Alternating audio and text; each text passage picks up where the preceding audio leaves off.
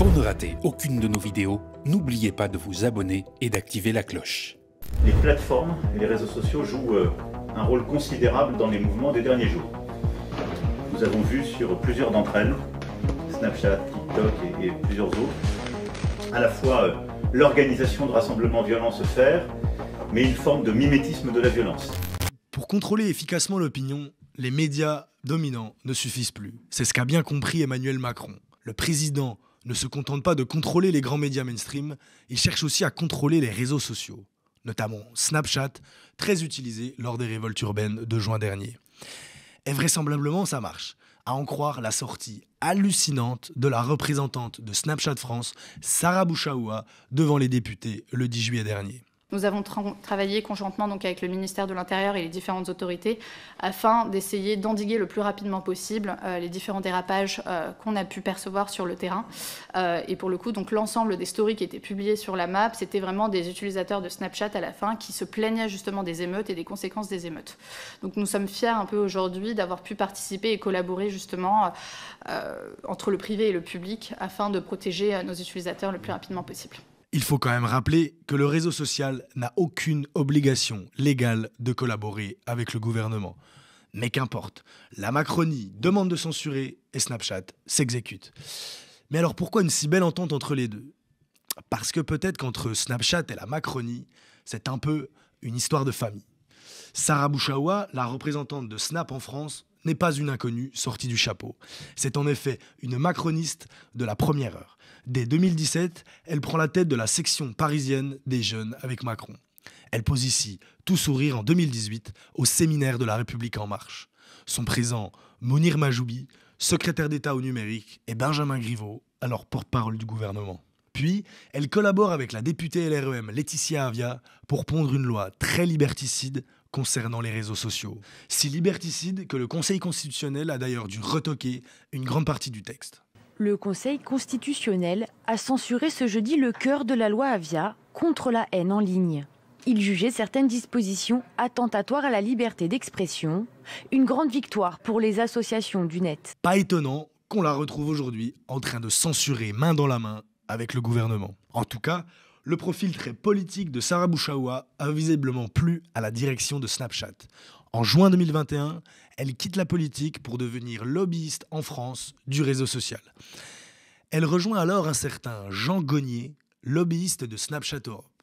Et encore une fois, ce dernier n'est pas non plus n'importe qui.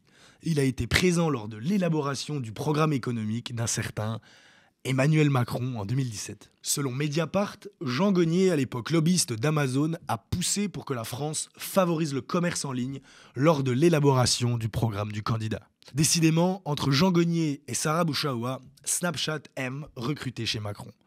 Mais la lune de miel entre la Macronie et Snapchat ne s'arrête pas aux relations publiques. En 2018, Macron a décidé tout simplement de naturaliser en douce Evan Spiegel, le PDG de Snapchat.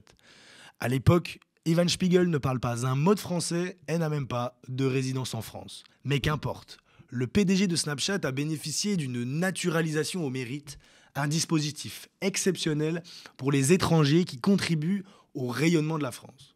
Snapchat contribue-t-il au rayonnement de la France ? On peut en douter. En revanche, ce qui semble lier Evan Spiegel à la France, c'est peut-être bien ses amis. Et là, le hasard faisant bien les choses, il se trouve qu'il a les mêmes amis qu'un certain Emmanuel Macron. Il est en effet très proche de Xavier Niel. Selon plusieurs sources, le patron de Free l'héberge régulièrement lors de ses passages à Paris. La relation est si forte qu'Evan Spiegel aurait même confié à certains qu'il considérait Xavier Niel comme un père.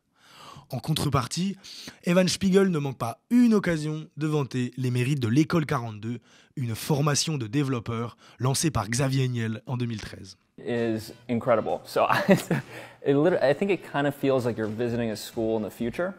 When you walk in and you're surrounded by all these students and it doesn't matter what time of day because the school is open 24 hours. On rappelle ici que Xavier Niel et Emmanuel Macron sont des intimes depuis au moins 2010. Ce dernier lui aurait même proposé la mairie de Paris en 2018 sur proposition d'Alain Minc. Quelques mois plus tard, au plus fort du mouvement des Gilets jaunes, Xavier Niel témoignera à Emmanuel Macron de son indéfectible soutien sur Europe 1 au micro de Nico Saliagas. Je crois qu'on a je suis pas à la mode quand je vais vous dire ça, je crois qu'on a un super président qui est capable d'amener des choses, de réformer la France. Il faut qu'il la réforme de tous les côtés. C'est-à-dire qu'on a le sentiment qu'il l'a réformé ou qu'il l'a fait pour aider les plus aisés. Il est en train de faire des lois fantastiques. En 2021, l'école 42 de Xavier Niel conclut un partenariat avec l'Éducation nationale afin d'enseigner le numérique aux élèves du CM1 à la 6e. Un énième exemple de capitalisme de connivence à la française. Et comme le petit Paris est parfois vraiment très petit, la proximité de Xavier Niel avec Evan Spiegel a permis au PDG de Snapchat de se rapprocher de la famille Arnault, propriétaire du groupe LVMH. Car Xavier Niel est marié à Delphine Arnault, la fille de Bernard Arnault, le patron du groupe LVMH. L'un des hommes les plus riches de la planète est un oligarque très proche d'Emmanuel Macron. LVMH habille gratuitement Brigitte Macron depuis 2014. La première dame a même été la professeure de français de ses enfants. Enfin, une autre amitié qui compte dans le petit Paris pour Evan Spiegel est bien celle de Yannick Bolloré, fils de Vincent Bolloré et patron de la toute-puissante agence de communication Havas.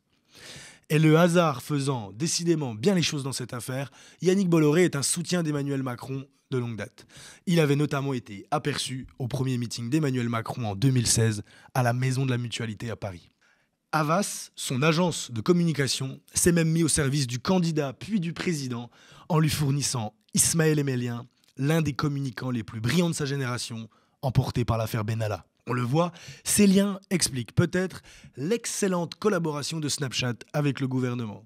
La Macronie a en effet besoin de bien s'entendre avec Snapchat, car on le rappelle, l'État ne peut pas censurer administrativement, c'est-à-dire sans passer par un juge, des vidéos de violence urbaine. L'État ne peut censurer que du contenu terroriste ou à caractère pédopornographique. C'est ce que nous explique Bastien Lequerec, juriste et membre de la Quadrature du Net, une association de défense des droits et libertés sur le net. La censure administrative sans passer par un juge, elle est possible que dans deux cas, pour du contenu pédopornographique ou pour du contenu terroriste. Donc tous ces contenus de violence, d'émeutes, si on veut appeler ça comme ça, ne rentrent pas du tout dans les critères légaux. C'est pas du tout du contenu à caractère terroriste, et donc il n'y a aucune possibilité de retirer administrativement, sans passer par un juge, ces contenus-là. Et donc la stratégie du gouvernement, ça a été de pousser au maximum les plateformes à retirer les contenus en prenant comme excuse leurs conditions générales d'utilisation, puisque les plateformes ont un contrôle éditorial sur ce qui peut se dire ou pas sur leur plateforme. Et donc là, le gouvernement les a incités, avec des gros guillemets, à utiliser les pouvoirs que chaque plateforme a sur le contenu posté par ses utilisateurs, parce que le gouvernement ne peut rien faire d'autre. Et on a vraiment l'impression que le gouvernement dit appliquez vos conditions générales d'utilisation dans le sens qui me convient, comme ça j'aurai pas besoin de changer la loi, et demain je vous laisserai tranquille. Faute de pouvoir censurer administrativement, l'État préfère demander aux plateformes de faire respecter leurs conditions générales d'utilisation. L'idée, c'est un peu que tout se règle entre copains, sans passer par une loi type loi Avia, qui serait sûrement retoquée à nouveau par le Conseil constitutionnel. Légalement, c'est en utilisant les conditions générales d'utilisation que ces contenus ont été retirés, que des comptes éventuellement ont été suspendus. En écoutant cette sortie de cette lobbyiste, on a l'impression que cette manière d'appliquer les CGU, elle est poussée énormément par le ministère de l'Intérieur dans le cadre de discussions informelles. Et c'est pour ça que cette sortie de cette lobbyiste doit pas du tout plaire au gouvernement, parce que je pense qu'il n'avait absolument aucun intérêt à ce que le public sache qu'il fait des demandes de retrait aux plateformes qui s'exécutent alors que rien dans la loi ne les y oblige. D'où l'idée, on le comprend, que le dialogue soit fluide. Ce qui explique que Snapchat recrute des macronistes et que Evan Spiegel ait été naturalisé en douce par Emmanuel Macron. 2 ans après sa naturalisation, d'ailleurs, Evan Spiegel est invité par Nicolas Dufourcq, le patron de la Banque publique d'investissement, un proche lui aussi d'Emmanuel Macron.